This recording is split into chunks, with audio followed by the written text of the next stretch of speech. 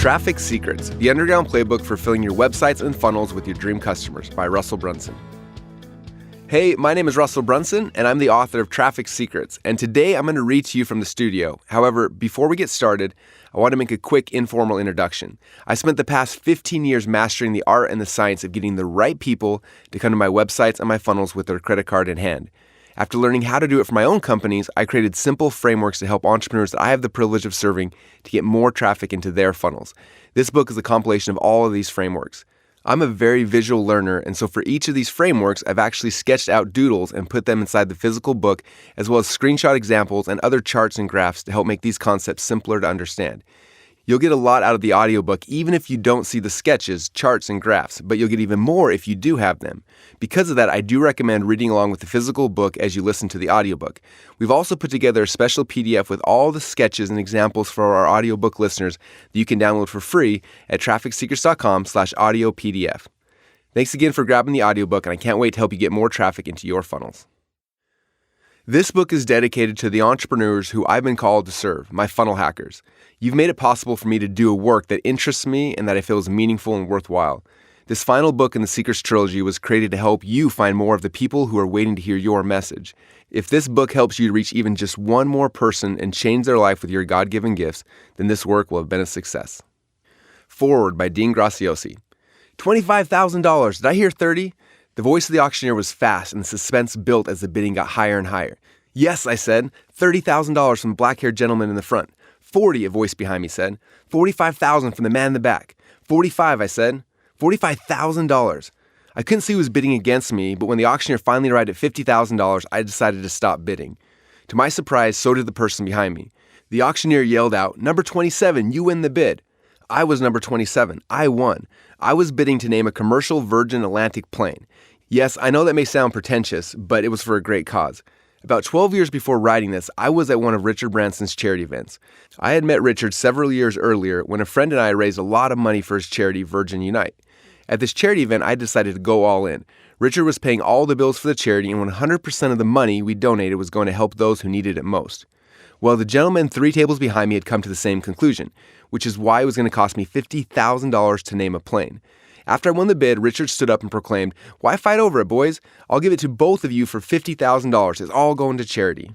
The person who walked up on stage with me and who was bidding against me was a young man who looked 10 years younger than he actually was. His name was Russell Brunson. It was the first time I actually met him in person. What a charming guy he was. I didn't really get to know Russell until a few years later, but when I did, I realized that he was one of the most humble, smart, ambitious, energetic, and authentic human beings I'd ever met. What most impressed me was how he talked about helping entrepreneurs to grow fast. He talked about them as if they were his children and with an authentic excitement. That's very rare in our world today. Russell's focus was never on how much money he was going to make or how big his business was going to be. He always looked through the lens of how to help people go faster. He took that energy and passion and co-founded a company called Clickfunnels, which has revolutionized the way people use the internet to turn their ideas into sellable products and services. Russell has truly given people a faster way to make an impact and profit from their ideas. Russell's passion drove Clickfunnels to become one of the fastest growing software as a service, SaaS companies of all time, creating massive impact on tens of thousands of lives around the world. The overwhelming success people have gotten from using Russell's software and training is unprecedented, but that's not the only reason you need to read this book. The global economy and how we consume products and information has already changed drastically and will continue to evolve. Those who don't have the necessary skills and capabilities to sell their products and services, to market their brick-and-mortar companies, or to create funnels that bring customers to their door will be left behind. I'm not saying that to scare you, but understand I'm not just taking a wild guess. I see it coming, and I have the same passion Russell does. I've been blessed to be in the self-education industry for over 22 years. I'm a multiple New York Times bestselling author, and I've been able to start 13 companies that have generated over $1 billion in sales. These opportunities have positioned me at the edge of this world, and I can see the change coming. Is there any worse feeling than being left behind? Russell Brunson's passion for helping you avoid that feeling is why he wrote this book, and my shared passion is why I wrote this forward. This book reveals the most cutting-edge way to drive eyeballs to your product or service to help people find you. There's a classic movie with Kevin Costner called Field of Dreams. It's about building a baseball stadium in the middle of nowhere. The movie is great, but it sends a bad message that people will come simply by something being built. Unfortunately, too many people in business have taken the concept literally and have decided to run their businesses that way. They think if they build the best product or service, invent the best widget, create the best mastermind, or write the best book, the world will just find it. They think that as long as they have built the best product or service, people will just show up to buy it. The reality is they won't just come. Unless people know that you exist and you give them a compelling reason to come find you, they aren't coming. Without good marketing, your ideas will be just that, good ideas. Imagine looking back when you're 80 years old and feeling like you're just dabbling with 20 great ideas, but never really made the impact you desired. It doesn't have to be that way. Russell's expertise is massive, and he uses all of it in this book to expose the new way to drive the right people to your product, service, idea, company, mastermind, or book. He's giving you secrets that no one has revealed in this way before, and he does it in a simplistic manner that makes his lessons easy to absorb and understand. He reveals exactly how to drive traffic to your business, your product, or website. This is one of those books that, if consumed and applied properly, could be the game changer for your life.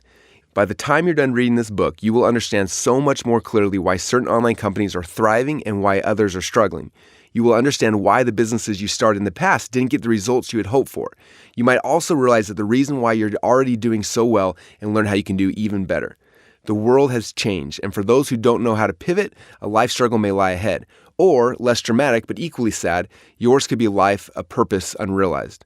A life in which you don't tap into the next level and you never reach your full potential. In this powerful book, Russell Brunson opens his heart and shares the tactics and strategies necessary to make sure that you reach your full potential. Hold on tight and discover what it's like to profit, make an impact, and create a company with momentum that thrives in today's world. Preface: You bring the fire, I'll give you the framework. On September 23, 2014, Todd Dickerson, Dylan Jones, and I launched a new software company that we naively believed would change the world. The goal was to create a product that would free all entrepreneurs and give them the ability to get their messages out to the market faster and easier than ever before, so they could change the lives of the customers that they were called to serve. The company we launched was called Clickfunnels. A few short months after we launched Clickfunnels, I released a book that I had been working on for almost a decade. I was a first-time author, and because my book was about sales funnels, something that was extremely exciting to me, but pretty boring to most others, I was nervous about how people would respond to it. That book was called .com Secrets, and little did I know that that book would become the playbook for how people build sales funnels online, and was the key to the initial growth of our company. When people understood how they could use funnels to grow their companies, well, they started to use funnels to grow their companies. A few of the core concepts that I first revealed in .com Secrets were the secret of the value ladder and how you can use it to provide more value to your customers and make more money from every customer in the process. How to attract your dream customers that you want to work with and repel the types of customers that you don't want to work with so you only spend time serving the people that you enjoy being around. The exact funnels and sales scripts you can use to convert website and funnel visitors into customers and move them through your value ladder so you can serve them at your highest level, and a whole bunch more. As Garrett J. White told me after reading the book and applying it to his company, I already had the fire, but you gave me the framework I needed to grow. Over the next 2 years, that book became the underground playbook used by over 100,000 marketers to build their sales funnels online. But as ClickFunnels grew, I started to see a big division between those who were making money with their funnels and those who made funnels but weren't making any money. People had mastered the funnel structures and frameworks because of .com Secrets, and they could quickly build those funnels inside of ClickFunnels, but some people weren't making any money because they lacked the basic understanding of how to convert their funnel visitors into customers. They didn't understand the fundamentals of persuasion, storytelling, building a tribe, becoming a leader, and communicating with the people who entered into their funnels. And so I began my second book with the goal of helping readers to learn and master the persuasion secrets that are necessary to convert people at each stage of their funnel. While .com Secrets was the science of funnel building, Expert Secrets became the art behind successful funnels, helping people to move through your funnels and become your dream customers. That brings us to this book, the third and final volume in the trilogy, Traffic Secrets. Traffic is the fuel for every successful business. It is the people who are coming into your funnels. The more people you can get in front of, the bigger impact you and your company can have, which in turn usually creates more money for your company. As we watch members of ClickFunnels growing their companies with funnels, using the structure from .com Secrets and the persuasion skills they learned from Expert Secrets, many people were still struggling because they didn't know how to get consistent traffic or people into their funnels. On the flip side, those who were getting traffic from Facebook or Google were nervous that if either of those sources dried up, they could lose their companies overnight. Traffic Secrets approaches traffic from a completely different direction than anyone has ever discussed before, less from the tactical fly-by-night operations and more from the strategic long-term model that will ensure a consistent flow of people into your funnels. The strategies inside this book are evergreen and will never change as long as there are humans on this planet to sell to. Each book in the Secrets Trilogy was written as a standalone playbook, but mastering the skills from all three books is essential for your long-term growth of your company. Because of that, each book refers to and ties in important concepts from the others. If you're interested in the most up-to-date information, I invite you to go to marketingsecrets.com to listen in on my podcast, Marketing Secrets. It's published twice a week and covers everything we're learning and discovering in real time. I share new secrets every week for free that build upon the evergreen topics and frameworks that you're mastering in these books.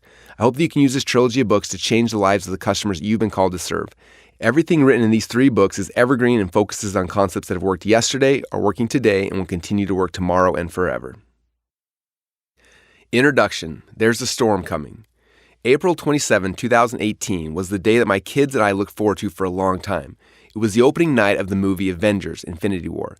I've been a superhero fan ever since the first Iron Man movie came out, but not long enough to know the entire history from the original comic books, so everything that was happening in the movies was a huge surprise to me. This was the 19th movie in the Marvel Cinematic Universe, and all of the prior movies had culminated into this epic standoff between Thanos and the Avengers. In the movie, you see Thanos as the ultimate bad guy, but he actually thinks he's doing good. He's concerned that the universe is overpopulated, and he believes that it's his mission to save it. His goal is to gather all the Infinity Stones, put them into his gauntlet like a big glove, and then when he snaps his fingers, restore balance to the universe by killing half of the population. The movie ended, spoiler alert, with a huge cliffhanger after Thanos collected all the Infinity Stones and snapped his fingers. In an instant, half of the people in the universe disappeared. The next day after watching the movie, I was talking to my friend and fellow online marketer, Peng Joon, about the movie, and he said something that sparked an idea. That idea later became an event and since has resulted in me writing this book. Talking about the founder of Facebook, Peng Joon said, "Do you ever feel that Mark Zuckerberg is like Thanos, and his whole goal is to wipe out half of the entrepreneurs who are advertising on Facebook? He could literally snap his fingers and half the online entrepreneurs would lose their businesses overnight." That statement quickly got my mind racing back to 2003, the year I bought my very first Google ad. I had just purchased a book from Chris Carpenter called Google Cash. It showed me how easy it was to set up Google ads and drive them to any website you wanted. It was simple arbitrage. I would spend 25 cents to get someone to click on my ad, and they would go to my website, and I would hopefully make $2 to $3 in sales for each click I received. At first, it seemed too good to be true, but I decided to set up my first ad in Google selling a DVD on how to make potato guns. When someone would search for potato guns or spud guns in Google, my ad would show up. If they click on my ad, charging me 25 cents, they would end up on my website, howtomakapotato.gun.com. A percentage of the people who landed on this page would then buy the DVD, and I became an instant .com thousandaire. I wasn't quite a millionaire yet, but if everything kept working the way it was in those early days, I would have been in just a few short months. But then it happened. People called it the Google slap, but for me it looked like it was the end of my online career. My cost went from 25 cents a click to $3 per click or more. Instantly, half of the online entrepreneurs who were buying ads on Google, including myself, lost their businesses overnight. Most of the people I knew at the time who were making a killing on Google never recovered from the first Google slap. Most of us were confused about why Google would charge 10 times the price of our ads overnight. Soon though, after the dust settled, it started to make sense. Google only wanted the big brands, the companies who could spend millions of dollars a month in ads, not the small guys like me who were just spending a few $1,000s a month. The small entrepreneurs like myself only made up a tiny percentage of their overall revenue, and we were likely the ones who caused 90% or more of their headaches. They didn't care about us. They only cared about the really big advertisers. And what started as the best way for the little guy to have success quickly disappeared when Larry Page and Sergey Brin, the founders of Google, decided to give us small entrepreneurs the slap. In .com Secrets, I shared the way that I saved myself and my tiny little company from this Google slap was by learning how to use funnels. I changed my little potato gun website into a funnel where I could make more money from each visitor who clicked on my ads.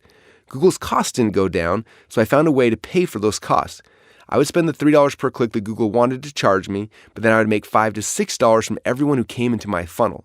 That strategy is outside the context of this book, but I write about it extensively in both .com Secrets and Expert Secrets. After that initial Google slap, the entrepreneurs who survived started looking for other ways to save their companies. Some turned to email marketing and others turned to paid ads on blogs and websites, but the majority of marketers started getting the bulk of their traffic from Google's free search platform. We all started to learn how to play the game. We'd get ranked really high for the core keywords that we used to pay Google for, and traffic started coming back into our funnels for free. Again, this seemed like it had to be too good to be true, but for years this was the secret. Then one day, just like before, Google decided it was time to change things up once again. The next few years were known for dozens of new Google slaps that affected people who were ranking high in the free search results. Each morning, we would wake up hoping and praying that we were still ranking for the keywords we'd worked so hard to earn. But we were at Google's mercy. Our future was outside of our own control. Each slap would take out another huge percentage of entrepreneurs. Soon they started giving each of these slaps cute little names like Panda and Penguin and Hummingbird. But each new slap meant that a new group of entrepreneurs had to wake up to the reality that their companies had dried up overnight. They had lost all their traffic, and because traffic equaled customers, they had no business. The decade from the early 2000s to 2010 was a constant fight for most entrepreneurs to stay alive. Then in 2007, the dawn of a new era of online advertising started when Mark Zuckerberg introduced his new Facebook ads platform. Just as Google did when they first opened up their platform, Facebook made it easy and affordable for entrepreneurs to buy ads. The costs were low and arbitrage was simple. Facebook's goal was adoption, to get as many people as possible and as fast as possible to use their ad service. And that's exactly what happened. For people like me, it was like the good old days of Google where I could spend 25 cents in ads and make $2 to $3 back for each click. Many of the entrepreneurs who I'm now coach started their companies around this time and have leveraged Facebook to grow their companies quickly.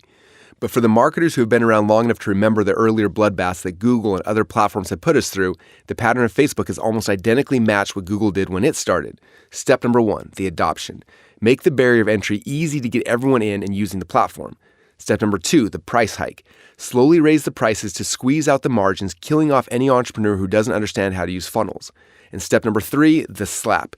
Kill off the 50% of advertisers who cause 90% of their headaches. If you spend less than $1 million per month on ads, you're considered a small advertiser. You only make up a tiny percentage of their revenue, yet you're 100 times harder to support than a big brand who cares a lot less about ROI and more about just seeing their brand everywhere. That day after the movie, Payne Jr. and I joked that instead of a Google slap, we're going to see a Zuckerberg Thanos, we've now nicknamed him Zanos, snap, where 50% of all entrepreneurs' businesses would disappear overnight. If you rely 100% on Facebook for your traffic, then this is your warning that a storm is coming. You should implement everything you read in this book so that you can protect your company and thrive during that storm. On the other hand, if the Zanos snap has already happened and you woke up one morning to a dead or quickly dying business, then this book is your answer on how to save your company and get it to thrive again. Over the past decade and a half that I've been playing this game, I've survived and even thrived during dozens of Google slaps, the death of email marketing, algorithm changes, the rise and fall of tons of social media networks, and the fragmentation of online media. The question begs to be asked, why did we survive when so many other companies have failed? 2 reasons we survived when others failed. First, we understand how to use funnels. With funnels, we can make 5 to 10 times as much money for each visitor who clicks on our ads, so we survive and thrive when costs go up. Second, we have mastered the strategy, not just the tactics, behind getting traffic. And these strategies work on all advertising platforms in the past, the present, and the future. If you master these strategies, then no slap or snap can affect the lifeblood of your company. There will be another storm soon, just like there was with Google. It's happened time and time again, and we know that the greatest predictor of the future is the past. This storm is headed our way, and thousands of entrepreneurs are unaware. I feel like I have a moral responsibility to 100,000 plus members of our Clickfunnels community, and to the million plus entrepreneurs who follow me, and to anyone else who will listen to prepare them for this storm. Those who master these strategies will absorb the traffic, customers, and sales of those who are not prepared. Master these principles, and you and your company will thrive. An evergreen book about the fastest changing topic of all time? My biggest fear when I decided to take on writing this book was figuring out how to create a book about traffic that was evergreen. After all, how do you teach concepts that will last forever on a topic that changes almost daily? Every book that I've read about traffic in the past 10 years has focused on trendy tactics, which usually become irrelevant within months of being published. Oftentimes, they become obsolete before they even get to print. The tactics behind how to get somebody to click on an ad and come to your website literally changes daily. In fact, I know people whose full-time jobs are solely dedicated to keeping up to speed with the changes that Facebook makes to its algorithms and ads manager. If I were to try to give you the latest tactic or hack that works today, by the time you read this paragraph, it'll likely be wildly out of date. How many of us would have known 5 or 6 years ago that Instagram would be the powerhouse it is today? Who could have foreseen that messenger bots would be a really cool thing and then be almost dead in the water for a few months because of Facebook's legal troubles, and then shortly thereafter come back to life? What social platforms and technologies are still waiting to be discovered that we haven't even yet conceived? I then started thinking about the wake of the dead businesses I've seen in the past 15 years. So many entrepreneurs found temporary success because they figured out one way to get traffic or they mastered one tactic, for example, Google Ads or SEO, but then in one quick slap, they lost everything. I started thinking about why I've been able to not just survive during each of the slaps, but actually thrive. The more I thought about why we've done so well despite the constant changes, the more I realized I didn't learn traffic the way that most other entrepreneurs learn traffic. Normally, most people learn how to get traffic in the following manner. A new website will become popular and quickly grow to a big user base where entrepreneurs will see an opportunity where they can buy or earn traffic on this new platform. For example, Twitter or Facebook. A group of early adopters start using it and they figure out the tricks to leverage the platform to get traffic. For the next few months or years, they use these concepts to mine out tons of traffic at very low costs. Eventually, more people find out about it and start using these channels. With more demand for this new traffic, the supply goes down, and the platform starts charging more money for each click. An entrepreneur may see the opportunity that this new tactic is created and try to capitalize on it by teaching others how to do it. After learning how to exploit this new traffic, tens of thousands of new people start using the platform. Demand goes up, supply goes down, and the price quickly increases. Others see the success of this new course teaching this new tactic and they want in.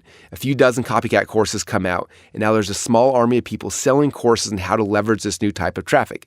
Demand goes up, supply goes down, and the price keeps going up. Somewhere in this process, you or the marketing person on your team sees the ad for the course, so you buy it, you study it, and you start leveraging this new loophole. How much you are paying for these ads will depend on how early you got in, which also determines how much success you'll have when using this tactic. Eventually, the costs will get high enough that most businesses will no longer be able to profitably use these tactics. Those who understand funnels will last much longer because they will make more money from each visitor who clicks on their ads, but this tactic will soon become obsolete. This process is how most people learn to get traffic to their websites and into their funnels, and that's where the problem comes from. How are you supposed to build your foundation for your company on a slippery slope like that? The reason why I am here today is because I started playing this game 15 years ago. There weren't any traffic courses teaching the latest tactics. The people I studied with didn't have the internet when they were growing their companies. The people I learned from were some of the old school direct response marketing greats like Dan Kennedy, Bill Glazer, Gary Halbert, Jay Abraham, Joe Sugarman, Chet Holmes, Fred Katona, Don Lepre, Eugene Schwartz, David Ogilvy, and Robert Collier. These guys didn't have the luxury of Facebook or Google. They learned the strategies of driving traffic before there even was an internet. Instead, they drove traffic with direct mail, radio ads, TV, and newspapers. These direct response marketers forced me to look at marketing and sales in a completely different way than people do today. They trained me on the core strategies of what makes a direct mail campaign work, how to get radio, magazine, or classified ads to profitably drive customers to you. The strategies I mastered during a decade of studying direct response marketing gave me a very different lens, which has given my company the ability to be on the front of the new trends, master the emerging tactics before most people even know they exist, see opportunities that are invisible to most everyone else, and laugh every time there's a Google slap or Zanos snap. Moving forward, you have to understand that traffic is people, and people are extremely predictable. The core strategies that I'm going to teach you will outlast and supersede any particular platform so that you can apply them anywhere. The big challenge. Some of you may be shocked or even offended that nowhere in this book, a book entirely about traffic, will you see a single image of the Facebook ads editor or a detailed explanation showing you how to set up your Google Ads campaign. I didn't put any platform-specific screenshots inside this book because I wanted this work to remain evergreen for you. The backends of each of these systems are constantly changing, and any snapshot I take today would be out of date before you even started reading. Instead, we'll be focusing on strategies that don't change, including identifying your dream customers, finding out where they are congregating online, learning how to work your way in, understanding how to buy your way in, creating your own publishing platform, building your own distribution lists.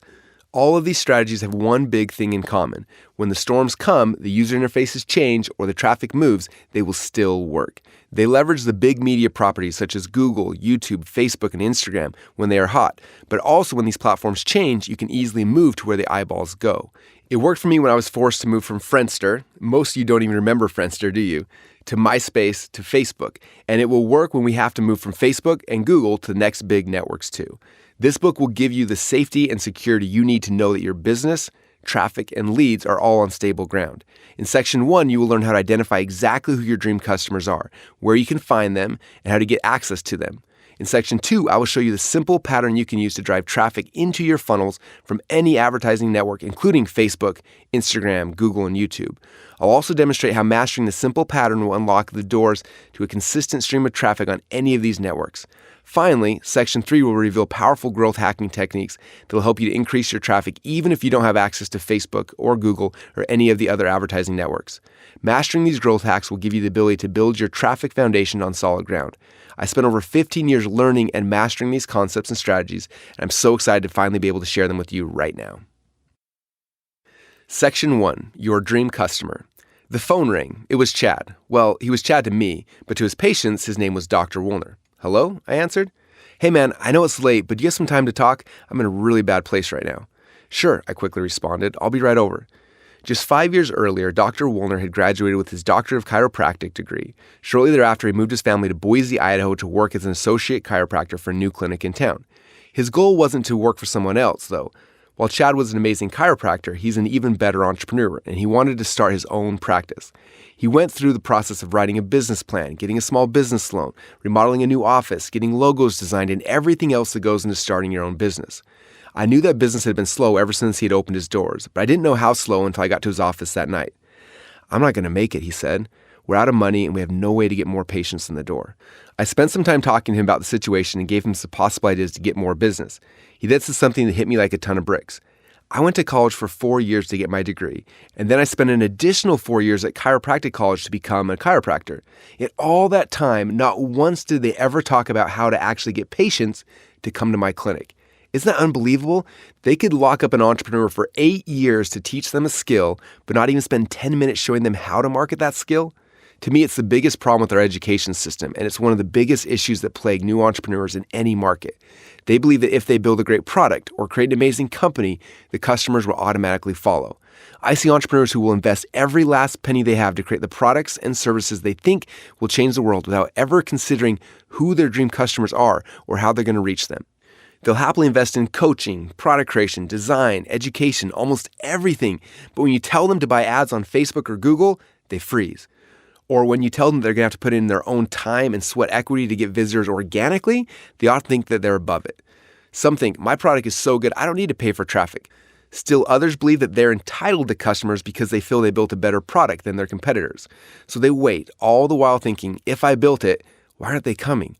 Yet after coaching hundreds of thousands of entrepreneurs, I can tell you that people who put all their focus on creating something amazing, instead of also focusing on getting people to actually see what they created, are the people that fail. The biggest problem they have is getting their future customers to discover that they even exist. Every year, tens of thousands of businesses start and fail because the entrepreneurs don't understand this one essential skill, the art and science of getting traffic or people to find you. And that is a tragedy. I feel like I've been called and placed on this earth with a mission to help entrepreneurs to get their messages out to the world about their products and their services. I strongly believe that entrepreneurs are the only people on earth who can actually change the world. It won't happen in government, and I don't think it's going to happen in schools. It'll happen because of entrepreneurs like you who are willing to risk everything to try to make that dream become a reality. For all the entrepreneurs who fail in their first year of business, it's a tragedy when that one thing that they risked everything for never gets to see the light of day. Waiting for people to come to you is not a strategy, but understanding exactly who your dream customer is, discovering where they're congregating, and throwing out hooks that will grab their attention to pull them into your funnels where you can tell them a story and make them an offer is the strategy. That's the big secret.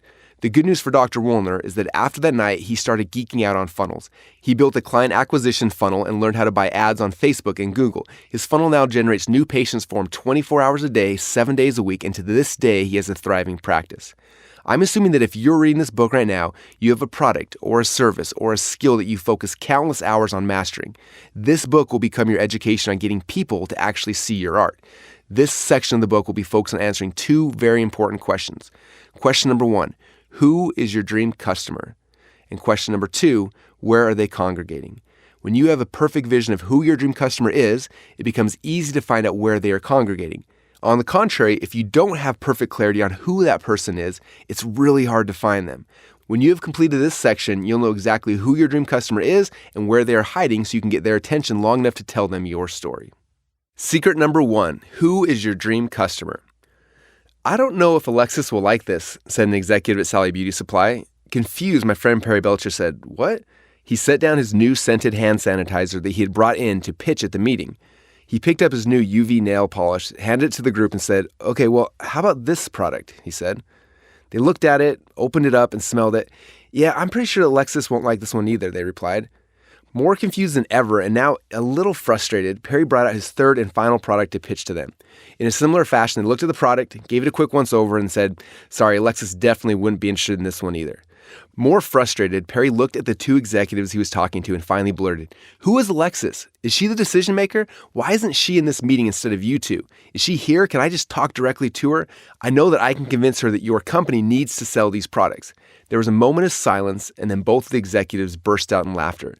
Alexis isn't a person, she's our customer avatar, one replied. What? Perry asked. He had never heard of a customer avatar before. I'm sorry, I don't understand. Alexis isn't a real person? The executives just smiled at each other and then asked Perry to follow them into another room. When they entered the new room, he saw a wall full of pictures of Alexis, a fictitious character who represented Sally Beauty Supply's dream customer. The wall also featured a full bio about who she was, how many kids she had, where she lived, how much money she made, and the type of home that she lived in. The executives then went on to explain that everyone in the company was trained that when they made any decision about what products to purchase, what colors to use in their stores, or what branding, what ads to run, what promotions to create, what their websites look like, and what music to play in their locations, everything was run through the lens of Alexis's eyes. If it was something Alexis would love, then the answer was yes. If it wasn't something she would love, then the answer was always no. They didn't run a product-centric company. They ran a customer-centric company. Their customer avatar is what drove everything from the products they created to the ads that they ran. When Perry first told me this story, I had my big aha. Most entrepreneurs mistakenly think that their business is about them, but it's not. On the contrary, your business is about your customer. If you want customers or traffic to come into your funnels, then you have to be able to find them online. And if you want to find them online, then you have to start to understand them at a much deeper level. Becoming obsessed with your dream customers. The first step in this process is to become obsessed with your dream customers. Companies that become obsessed with their products will eventually fail. As we've grown Clickfunnels, I've seen this happen time and time again. Every company we've competed against, even though some of them had hundreds of millions of dollars in funding behind them, eventually lost to us because they were busy focusing on their products while we became obsessed with our customers. What do I mean when I say obsessed? Well, being obsessed with your customer means understanding them just as well, if not better, than they understand themselves. For many, this is the most difficult part of the process, even though you may have actually been your dream customer not too long ago. Often just remembering how you felt when you were trying to solve the very problem that you're now solving for people is usually hard. I was recently talking to my friend Nicholas Bayerly about the fact that most businesses are created from a problem that an entrepreneur had, and their product or service was a result of them figuring out the solution to that problem. Our mess becomes our message, Nicholas said. When you're frustrated about a problem you're having, you look for a solution. If you're not able to find the solution that gives you the results that you want, then you'll likely go on a journey to find or create your own solution. In that way, your problem becomes your business. In other words, your mess becomes your message. If that's true, then you need to look back in time to find the point where you were struggling with the same problem that your dream customer has now. Then you need to remember what you were feeling when you were in that pain. In our community, we have some amazing examples of leaders who have made their mess their message. And one of my favorite power couples is Stacy and Paul Martino. Years ago, they found themselves at a crossroads. Their relationship was broken. Paul had tried for months to stay, but eventually he felt so much pain that he decided to leave. As he broke the news to Stacy late one night, she broke down and cried. Her relationship was over, and the pain she felt was too much to bear. I won't tell their full story here, but the short version is that because of this experience, Stacy knew that to save her relationship, she needed to change first. She put in the work to transform herself, and in the process of her changing, Paul changed as well. After saving their own marriage, they developed a unique process to heal marriage that doesn't require couples work. Instead, they believe that it takes just one person in a relationship to change it for the good.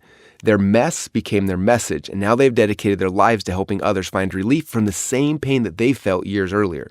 With their unique systems and tools, they've helped to save thousands of marriages. In a society where more than 50% of all marriages end in divorce, the students who go through their program only have a 1% divorce rate. Stacy and Paul are successful at finding and helping their dream customers because just a few years ago, they were their dream customers. Because they really deeply understood the pain, they could identify their dream customers' goals and aspirations and can identify where they were congregating to help move them towards those goals. They are a product of their product. In the early 20th century, Robert Collier published one of the great books on copywriting, the Robert Collier Letter Book. In this book, he shares how to really understand your customers. If you're going to find them, persuade them to follow you, and hopefully change their lives with the products and the services you sell, you need to know and understand them better than they understand themselves. Collier believed that we as marketers should not be trying to figure out how to create the next amazing ad campaign, but instead we need to learn how to enter the conversations already taking place in the customer's minds. If you want to really understand who your dream customers are and where they are congregating online, you need to be able to enter the conversation that's already taking place inside of their mind and see the world the way that they see it. When you can truly understand the core pains they are trying to move away from and the core desires and passions they are trying to move towards, it becomes really easy to identify exactly where they exist online. As soon as you know where they are online, then you can hook them and bring them into your funnels where you can serve them. We will go into greater detail on how to do that throughout the rest of this book. Now that we have the foundation covered, let's dive into identifying your dream customers with the 3 core markets, sometimes known as the 3 core desires. The 3 core markets/desires. In Expert Seekers, I introduce the concept of the 3 core markets or the 3 core desires. The 3 desires, in no particular order, are health, wealth, and relationships. When people purchase any product from anyone, they're hoping to get a certain result in one of those 3 areas of their lives. So the first question you need to answer is this: which of these 3 desires is my future dream customer trying to receive when they buy my product or service? This is the very first layer to getting inside the minds of your dream customer. And for most people, the answer is pretty simple. However, sometimes people get stuck in this question for one of 2 reasons. Reason number 1, my product fits into more than one of these desires. Many products can be marketed towards getting a result in more than one of these desires, but your marketing message can only focus on one of them. Anytime you try to get your potential customer to believe in 2 things, your conversions will usually cut in half, most times by 90% or more. To target 2 different desires, you need 2 different ads leading to 2 different funnels. Only focus on one desire with each message you put into the market. Reason number 2, my product doesn't fit into any of the desires. This false belief was best resolved at one of our recent events where someone told one of my head coaches, Steve J. Larson, this exact same thing. Steve responded by telling the story of Gillette razors and asking which desire a razor fulfilled. At first, everyone was quiet, and then a few people started guessing. Health, another mumbled, or maybe, Steve then played one of the Gillette ads. In it, you see how the story develops. First, a man is shown shaving. After the shave, a beautiful woman gets closer to him, and then the 2 go out for the night on the town. Finally, the ad shows the 2 together back at home in their room. After showing the ad, Steve asked the question again a little differently. What desire was this marketing message created for? Instantly, everyone responded, relationships. Most products can fit into multiple categories, even if they may look like they don't fit into any category at all. But no matter what, the key is that your marketing message can and must be focused on only one of the 3 core desires.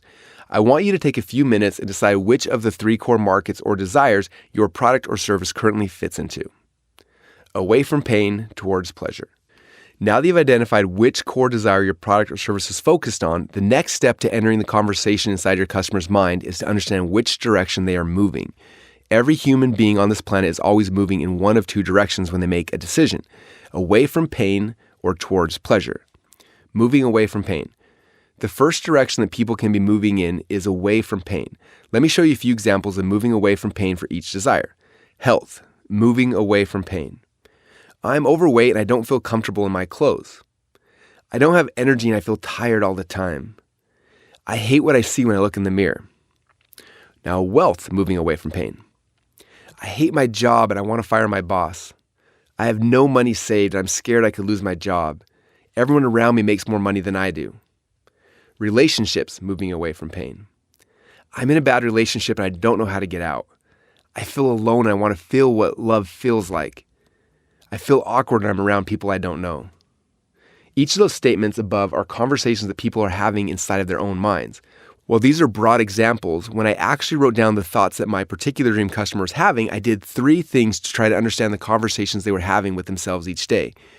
Number 1, I wrote out hundreds of phrases that I used to say to myself when I was trying to solve this problem for myself initially. Number 2, I looked online in forums, message boards, and groups to see what other people are saying when they're trying to get out of pain. And number 3, I really tried to put myself in their shoes and wrote out what I believe people were thinking. Exercise. For this exercise, I want you to write down at least a dozen things that your potential future customers are saying or thinking as they're trying to move away from pain. This exercise is something that you should be continually doing every day. I'm always looking for the questions and the statements that people in my market are saying as they try to move out of their pain. Moving towards pleasure. The second direction that people can be moving in is towards pleasure. They don't have a desire for health, wealth, or relationships because they're unhappy. They have a desire because they are happy and looking for more. Let me show you a few examples of moving towards pleasure for each desire. Health, moving towards pleasure. I want to get six-pack abs. I want to be able to run a marathon. I want to eat healthier so I can have more energy. Wealth, moving towards pleasure. I want to buy my dream house or my dream car. I want to grow my company so I can have more impact. I want to learn leadership so I can grow my team. Relationships, moving towards pleasure. I want more passion in my relationships. I want to spend more time with my spouse and my kids. I want to meet more people through networking. Do you see how different these phrases are even though they are addressing the same core desire? You can refer to the supplemental PDF to see them side by side. It's powerful to see that while everyone may be trying to accomplish the same goal, the reasons why they are doing it is almost polar opposites. Exercise. Now, I want you to spend a few minutes doing the second exercise. Write down at least a dozen phrases that people in your market who are moving towards pleasure may have running on a loop in their heads. The more phrases you can find, the more traffic streams you'll be able to tap into. So make it a continual process to identify and write down the conversations happening inside your customers' minds. And as you'll see in the next secret, understanding the phrases that are going on inside your customers' minds in both directions, moving away from pain and towards pleasure, will guide you to finding them. The searcher and the scroller. To really understand how to use the conversations that are going on inside the minds of your dream customers, we need to go back in time a few hundred years ago before the internet, before TV, and before radio to where traffic began. Until the early 1800s, people mainly obtained products based on what they needed. They would be in some type of pain, and they would go search for a solution to solve it. It started with food. Our ancestors had a desire for health, food, so they would search for food, kill it, and bring it home. In more modern times, we have stores. When you need food or something else in your home, you would go to the local store, search for what you need, and buy it. In 1886, the Yellow Pages directory was created, and it was awesome for consumers because you could find exactly what you needed, and business owners had the luxury of people simply showing up, looking for what they had to sell. It seemed like the perfect solution, except for one thing. As a business owner, if you wanted to make more money or grow your company, you were not in control. You had to wait for people to have a need in order for them to come and to find you. But then, in 1927, the television was invented, and just 15 short years later, on July 1st, 1942, during the Brooklyn Dodgers-Philadelphia Phillies game in Ebbets Field, the first ever TV commercial aired. At the time, there were over 4,000 televisions in New York, and on that day, while families gathered around to watch the big game on NBC, it was interrupted by the first ever TV commercial. That ad, which was just 9 seconds long and cost only $9, featured a map of America with a Bulva watch clock face in the middle. At the end of the ad, a voice announced, "America runs on Bulva time." And with those 9 seconds, the shift from search advertising to interruption advertising had officially begun. People watching TV that night were not searching for a new watch, but as they saw the commercial and the pictures of the watch, it placed a seed of desire in their hearts and their minds.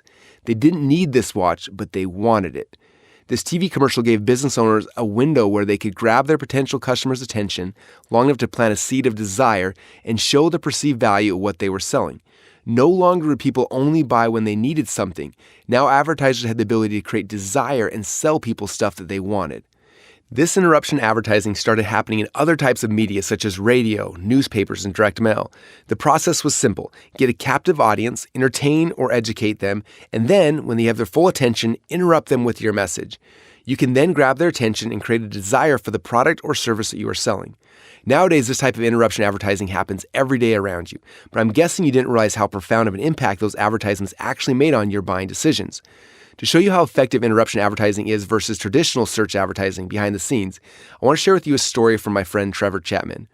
Trevor used to run a big sales team of people who sold alarm systems door to door. At the time, if you were to go to Amazon and search for home security systems, you would quickly find hundreds of options, each one competing on price. If someone had a need for an alarm and went to Amazon to buy it, usually they would buy the cheapest one that still had the highest ratings. Trevor then compared people searching online for home security systems to what his sales team did every day. He explained, "We would go down the street and knock on people's doors and interrupt them from their days. Minutes earlier, they had no desire for a home security system. Because we interrupted them, though, we had a small window where we could make a presentation and show them the perceived value of our home alarm system. This presentation would create a desire in them to buy the alarms from us. We would then make them a special offer that they could only get from us right there, right then. In less than an hour, we'd walk away with a monthly monitoring contract that would be worth over $2,999 to us in the next 5 years, as opposed to the $199 version they would get by buying the alarm on Amazon." It's interesting to note that when the internet started just a few decades ago, it followed a very similar pattern. It began with searches. People had some type of need, usually to get out of some type of pain, and they would immediately go to the search engines looking for a solution to their problems. Later, we were all introduced to social media through platforms like MySpace, Facebook, and Instagram. And just like the Bulva ad in 1941, in 2007, Facebook announced the first ever social interruption advertising with Facebook ads. People would be online talking to their friends, posting pictures, liking images and videos, and then, suddenly, your ad would show up in their Facebook feed. You had a small window of time to grab their attention, create a desire for your product or service, and to make a special offer. The pros and cons for search. The pros for search-based traffic is that when they come to you, they're hot buyers who are ready to buy. This is similar to people who walk into your store or find you in the yellow pages and give you a call. The con with search-based traffic is that they're not just searching, they're also comparing options with your competitors. You got to be the price leader as well as the quality leader and the niche leader.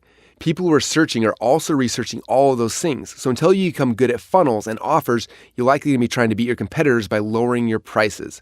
Unfortunately, trying to be the cheapest product is never a good strategy. The pros and cons for interruption. As a marketer, you can target people who are interested in certain people, ideas, TV shows, or bands, and then you can interrupt them with your ads. You open a small window of time where you can grab their attention and show them the perceived value of what you're selling. You no longer have to wait around for someone to come looking for you. You can now create desire in your dream customers. The pros for social-based interruption traffic is you can target warm traffic based on people's interests. Therefore, you can sell based on the perceived value of your product or service. The con for social-based interruption traffic is that because the customer isn't actively looking for you, you have to become good at your hook, story, offer, where you can grab their attention, tell them a story, and then make them an offer. We'll be covering how to do this in more detail in secret number 3. Now that you've identified who your dream customer avatar is, what their core desires are, and if they're moving away from pain or towards pleasure, the next question we ask is, where are they congregating? As you will learn in the next chapter, there are congregations where the scrollers are hanging out and congregations you can target for the searchers.